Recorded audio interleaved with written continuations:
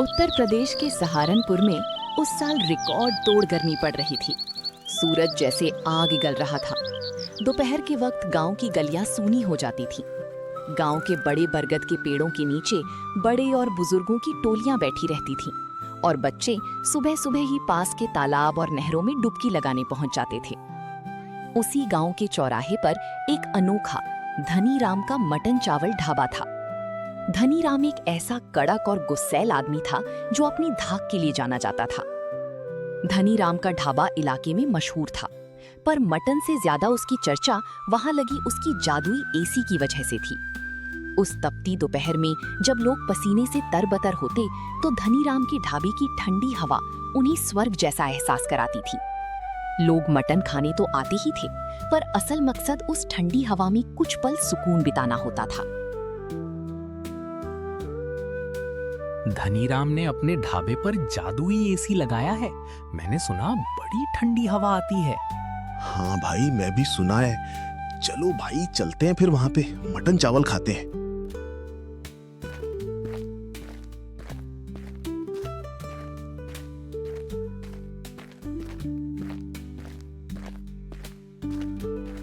ऐसे ही लोग उसके पास उस जादुई एसी के कारण मटन चावल खाने जाते थे। राजू उसी ढाबे में मुख्य रसोइया थी। मटन का असली स्वाद राजू के हाथों में था, लेकिन सारा नाम और पैसा धनी राम बटोरता था। गर्मी के बावजूद दुकान के बाहर लोगों की भीड़ लगी थी। एक ग्राहक ने खाने की तारीफ की और कहा,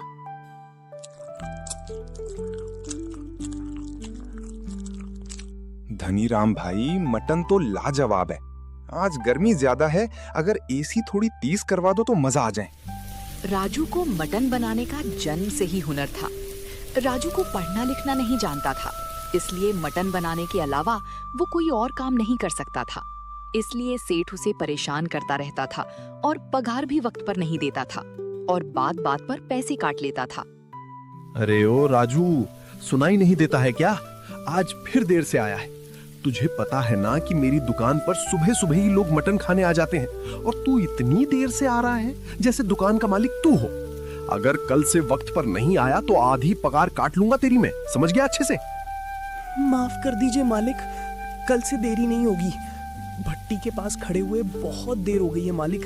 थोड़ी देर बाहर एसी की हवा खा लूं, फिर और मटन बिरयानी बना दूंगा। एक तो देर से आया और ऊपर से बड़ा आया एसी की हवा खाने वाला। ये पता है ना लोग कितनी देर से इंतजार कर रहे हैं और तेरे खाने के दीवाने हैं। जल्दी से काम कर। राजू गर्मी को भुलाकर तेजी से मटन चावल बनाने लगता है। उसकी मटन की खुशबू पूरे चौक में फैल जाती है। वो लगातार मटन बनाता रहा और शाम होते ही राजू अपने घर आ जाता है। घर में उसकी सुमन नाम की पत्नी और काव्या और आर्यन नाम के एक बेटी और बेटा थे। अपने पिता को देखकर उसका बेटा आर्यन खुश होकर कहता है, पिताजी बहुत गर्मी लगती है हम सबको, और आपको भी लगती होगी पिताजी। आपने कहा था ना हमारे लिए पंखा लेकर आओगे। नहीं भैया, मैं काव्या के सहेली के घर गई थी। उसके घर में कूलर है और एसी है। पापा, आप कूलर लेकर आना। राजू का गला भर आया, लेकिन वो अपने बच्चों की ओर देखते हैं। अपनी आंखों से आंसू नहीं गिरने देते। हाँ मेरी बिटिया रानी, तुम चिंता मत करो, मैं पूरी कोशिश करूंगा। कल धनी राम से पैसे लेकर आऊंगा और सबसे पहले तुम्हारे लिए नया पंखा लेकर आऊंगा। तब तक ठंडा पानी पीते रहना, ठीक है बच्चों? क्या बच्चों के लिए इतना भी नहीं कर सकते जी? कल सेठ जी से पैसे लेकर एक पंखा लेते आना। बहुत गर्मी होती है, बच्चे बहुत परेशान होते हैं। गर्मी बहुत तेज है, आप भी जानते हैं। क्या करूं, धनी राम तो मेरी बातें सुनता ही नहीं। आज देर से गया था तो कह रहा था अगर अगली बार देरी हुई तो वो मेरी बची खुची पगार भी काट लेगा। तुम्हें तो पता है उसके होटल के मटन चावल के बिना गांव वालों की सुबह नहीं होती। फिर भी ठीक है, मैं उनसे कल पैसे मांगूंगा और कूलर ना सही एक पंखा तो लेकर ही आऊंगा। अगले दिन सुबह सुबह ही काम करने चला जाता है। रोज की तरह वहां पर मटन बनाने लगता है। लगता है कल जो मैंने कहा था आज काम आ गया। आज तो तू जल्दी आ गया काम करने। अच्छा करा तूने।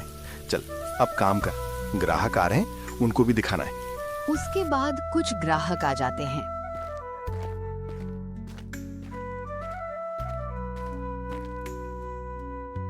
अरे धनीराम भाई, आपके होटल की तो एसी बहुत ही ज्यादा ठंडी हवा देती है, जैसे जादुई एसी हो। कमाल है धनीराम भाई। देखो भाई लोग, तुमको फ्री में यहाँ बैठने के लिए मैंने एसी नहीं लगाया है जो आते हो और मुफ्त की एसी की हवा खाओगे। अगर तुम लोग को एसी में बैठना है तो एक एक प्लेट मटन चावल ऑर्डर करना ही पड़ेगा, नहीं तो निकलो यहाँ से। धनीराम ऐसे ही लोगों से बदतमीजी से बातें करता था और जो भी उनके यहाँ फ्री में बैठा था उनको निकाल देता था। सब उसका स्वभाव जानते थे, लेकिन क्या करते, सिर्फ एसी वो लगा था इसीलिए आते थे। ऐसे करते करते शाम हो जाती है और शाम को राजू फिर से अपना मजदूरी मांगता है। क्या कहा? मजदूरी? तू वैसे ही लेट आता है और अब मजदूरी मांग रहा है? तेरी हिम्मत कैसे हुई मजदूरी मांगने की?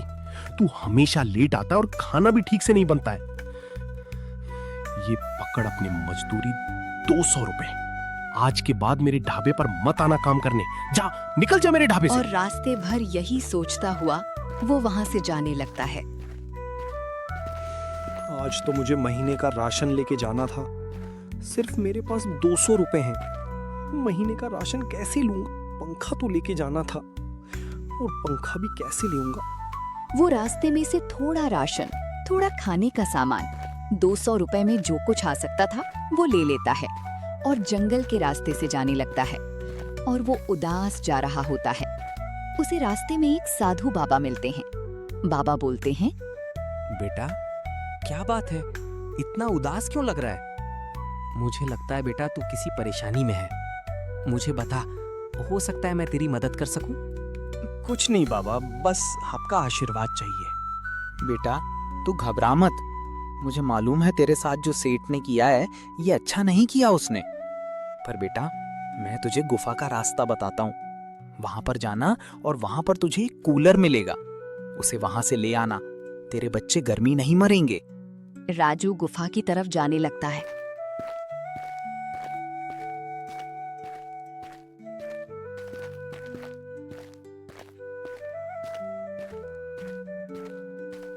और जैसे ही वो गुफा में पहुंचता है तो वो वहां पर देखता है कि वहां पर एक टूटा फूटा पुराना कूलर पड़ा हुआ है। उसे वहां पर एक चिट्ठी भी मिलती है जिसमें लिखा था, कूलर चलाने के बाद इससे जो मांगोगे कूलर वो देने लगेगा। ये पढ़कर राजू सोचता है, राजू हैरान हो जाता है और कूलर को अपने घर लेकर आता है।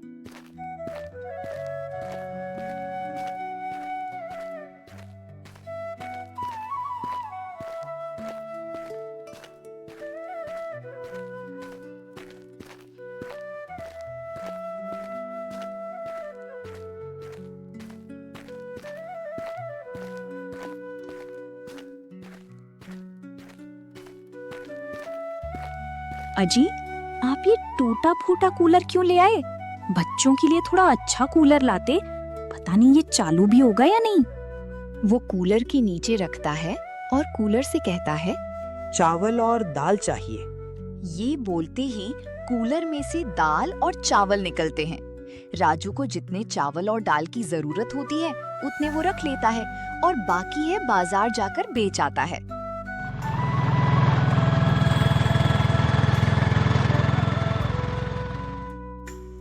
कूलर से कहता है कि ठंडी हवा दे, तो कूलर इतनी तेज ठंडी हवा देता है कि उसके सामने एसी भी फेल हो जाता। धीरे धीरे राजू राशन बेच बेच कर अपना एक ढाबा खोल लेता है और उसे ढाबे के अंदर एक बड़ी एसी लगाता है, जिससे कि ग्राहक उसकी तरफ आने लगते हैं। क्योंकि उसकी मटन बिरयानी इतनी टेस्टी होती है और साथ ही में गर्मी से छुटकारा पाने के लिए उसने इतना बड़ा एसी लगा लिया था। इस वजह से सारे ग्राहक उसके वहां आने लगते हैं। तभी एक ग्राहक बोलता है, वाह भाई, मजा आ गया।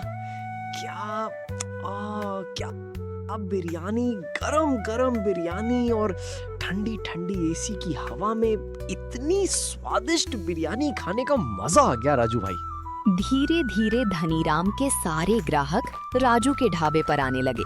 लेकिन राजू धनीराम की तरह ग्राहक से गुस्से में अकड़कर बात नहीं करता था। ग्राहक से अच्छे से बात करता है और जिस ग्राहक के पास पैसे नहीं होते या जो ग्राहक गरीब होता है उसे वो मुफ्त में ही बिरयानी खिला देता है और कोई गरीब अगर ऐसी की ठंडी हवा खाने बैठ जाता तो उसे मना भी नहीं करता। लेकिन दूसरी तरफ धनीराम ऐसा नहीं था, इसीलिए धनीराम का ढाबा धीरे धीरे बंद होने की कगार पर आ गया। धनीराम ये सब देख रहा था। धनीराम सोचता है, थोड़े दिन पहले तो राजू के पास कुछ भी नहीं था और अब ऐसा क्या हो गया जो उसके पास इतना पैसा आ गया कि उसने ढाबा भी खोल लिया और ढाबे पे एसी लगा लिया। इसकी वजह से मेरे सारे ग्राहक उसके पास जाने लगे। पता लगाना पड़ेगा इसने ऐसा क्या किया।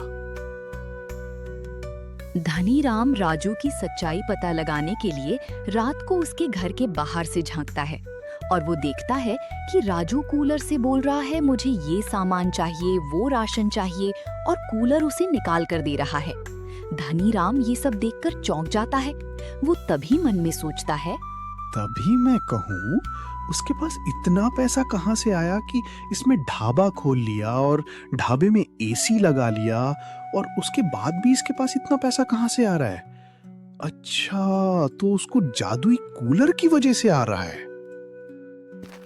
थोड़ी देर बाद धनीराम ये सब देखने के बाद वो राजू के पास जाता है और राजू से कहता है,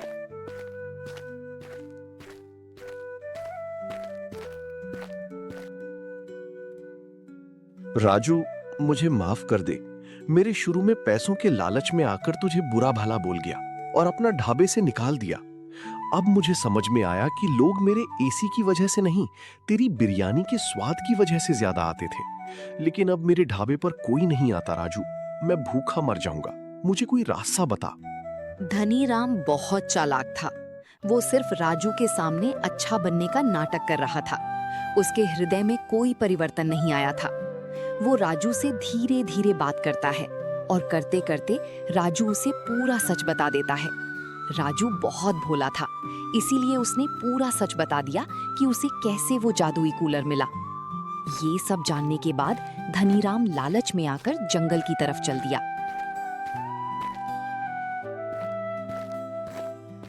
और वो उसे जादुई गुफा की तरफ बढ़ने लगा।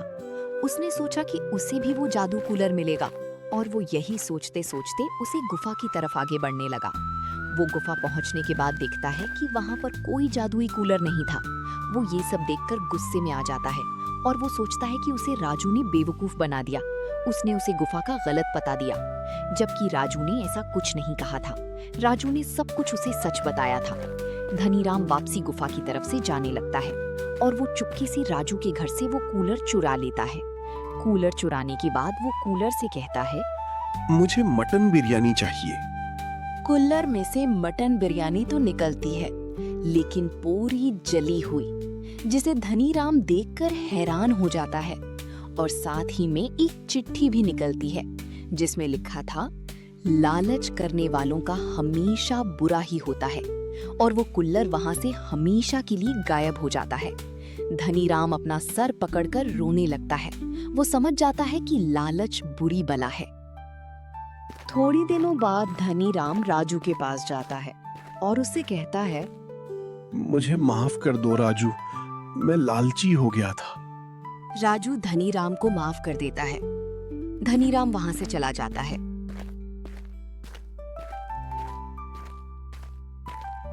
राजू हमेशा की तरह खाना बना रहा था।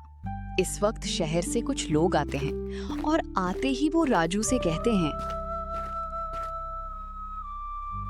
हमने तुम्हारा बहुत नाम सुना है राजू। हम भी देखें तुम किस तरीके से मटन बिरयानी बनाते हो। क्या तुम्हारा स्वाद वाकई लाजवाब है जैसा लोग बताते हैं या सिर्फ लोग बातें करते हैं? राजू ने बिरयानी परोसता है। बिरयानी खाते खाते उनमें से वही लड़का फिर से बोलता है,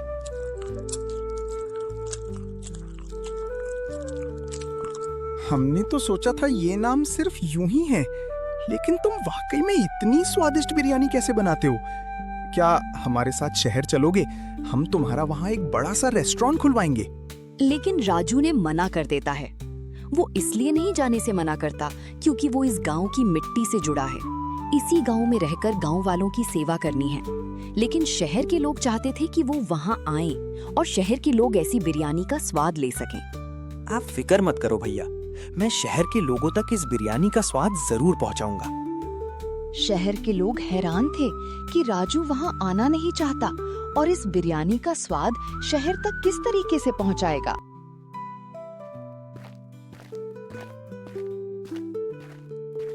राजू को याद था धनीराम के पास कुछ काम नहीं है।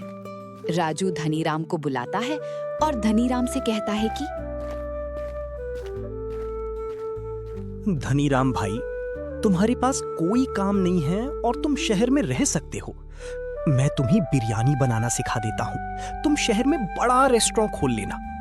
तुम्हारी मदद करने के लिए जो शहर से 2 आदमी मेरे घर बैठे रहे हैं ना, वो तुम्हें अपने साथ ले जाएंगे और तुम्हारा बड़ा रेस्टोरेंट खुलवा देंगे। राजू ये कहकर धनीराम को खाना बनाना सिखाने लगता है और राजू को पूरी रेसिपी सिखा देता है। मटन बिरयानी सीखने के बाद वो शहर के लोगों को बुलाता है।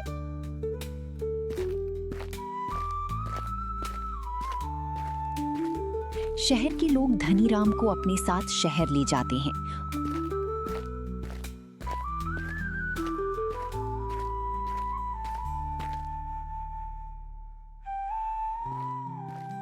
और उसका वो एक बड़ा रेस्टोरेंट खुलवा देते हैं और धनीराम वो बिरयानी बनाता है। और अब धनीराम ने लालच छोड़ दी थी और अब वो सही इंसान है बन जाता है। राजू अपने गांव में रहकर गांव वालों की सेवा करता है और वहीं रहता है। तो देखा बच्चों, राजू ने किस तरीके से धनीराम को माफ कर दिया था और गांव में खुशी खुशी रहते हैं। इससे हमें सीख मिलती है कि हमारे साथ कोई भी बुरा करे, लेकिन हमें हमेशा उसके साथ अच्छा ही करना चाहिए। अगर आपको वीडियो पसंद आई हो तो वीडियो को लाइक करें और चैनल को सब्सक्राइब करें।